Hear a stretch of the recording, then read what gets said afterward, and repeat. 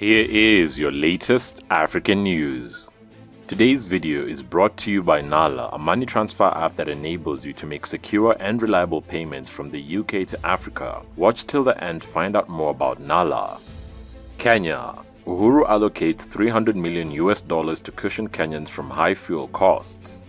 President Uhuru Kenyatta has signed into law 5 parliamentary bills, among them 2022 Supplementary Appropriation Bill Supplementary Budget. In the new bill, the president allocated a sum of $300 million from the supplementary budget to the government fuel stabilization program aimed at cushioning Kenyans from the high cost of fuel. This comes as a relief to Kenyan motorists across the country who've been queuing for the past weeks as filling stations ran out of fuel. Businesses have been hugely affected by the crisis, even as the government maintained that there is enough fuel in the country. The increased prices in fuel commodities had been occasioned by the worsening global energy crisis, and many African countries have been greatly affected by a rise in fuel prices. Rwanda. Rwandan refugees begin to return from Mozambique after nearly 30 years. A section of Rwandan refugees living in Mozambique have begun their return home after nearly 3 decades since they escaped the 1994 genocide between April and June 1994. An estimated 800,000 Rwandans were killed in the space of 100 days. Millions others fled to neighboring countries. The Mozambican authorities estimate that there are about 3,000 Rwandan refugees living in the country. Many of them now believe that the situation that forced them to leave their country has changed. The Rwandan government is supporting the refugee reintegration program. The return is voluntary, and some 19 refugees will this week be flown back home. Rwanda and Zambia. Rwanda-Zambia signed 7 trade and cooperation deals.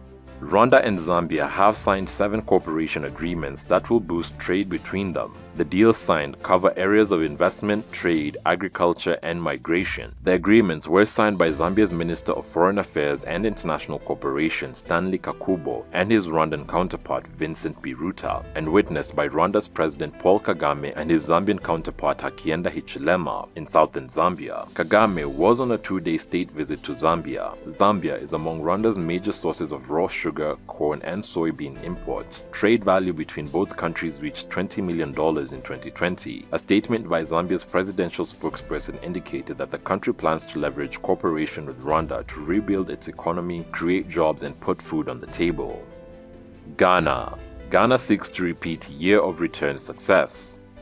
Another plan to boost travel to Ghana has been announced 3 years after the year of return encouraged Africans in the diaspora to visit the country. President Nana Akufo-Addo has launched Destination Ghana in hopes of extolling his nation's rich culture, business opportunities, and political stability. Visitors to Ghana no longer have to take a PCR test before entering, and across the country, mask wearing is now optional instead of mandatory. Tourism figures show that there was a 45% increase from January to September in 2019 compared to the same period the previous year. The COVID-19 pandemic greatly affected travels in and out of Ghana, but with recent ease in restriction, the government is hoping to see a return of African diasporans into Ghana. Sudan.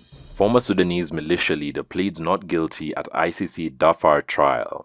A former Sudanese militia leader on trial at the International Criminal Court has pleaded not guilty to committing war crimes in Sudan's Darfur region. Ali Mohammed Ali Abdelrahman, 72, an ally of deposed Sudanese strongman Omar al-Bashir, was a senior commander of the Janjaweed militia, a notorious armed group created by the government. He faces 31 counts of war crimes and crimes against humanity allegedly committed in 2003 and 2004 in the arid western Sudanese region. 300,000 people were killed and 2.5 million people displaced in the 2003-2004 Darfur conflict, when fighting broke out after black African rebels complaining of systematic discrimination took up arms against al-Bashir's Arab-dominated regime. Khartoum responded by unleashing the Janjaweed, a force drawn from the region's nomadic tribes. Human rights groups said it was a systematic campaign of ethnic cleansing, targeted the Far, Masalit, and Zaghawa ethnic groups. In April 2007, the ICC issued an arrest warrant for Abdul Rahman, also known as Ali Kushir. He fled to the Central African Republic in February 2020 when the new Sudanese government announced its intention to cooperate with the ICC investigation. 4 months later, he surrendered voluntarily.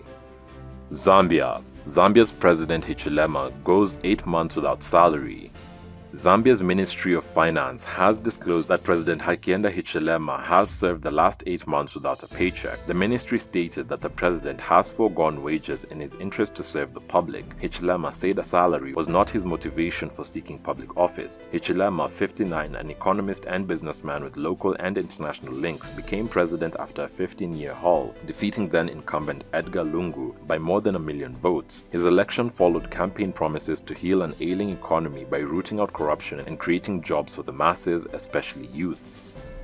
Great news! Tunacheki, Kunda Kids and Nala have partnered together to bring you Maua and the Gardens of Plenty, our first African's children's book, for free. Nala is a money transfer app that uses the latest technology and works with local communities to make payments as hassle-free as possible. The easy-to-use app allows anyone to quickly send money from the UK to Kenya, Uganda, Tanzania, Ghana, with many other African countries and currencies coming soon, at the lowest rates available. To get a free copy of Maua and the Gardens of Plenty for yourself, family or friends, download the Nala app, use the code KUNDAKIDS and make a transfer of as little as £1. For those in the US, you can download the app and RSVP for your free book coming next month.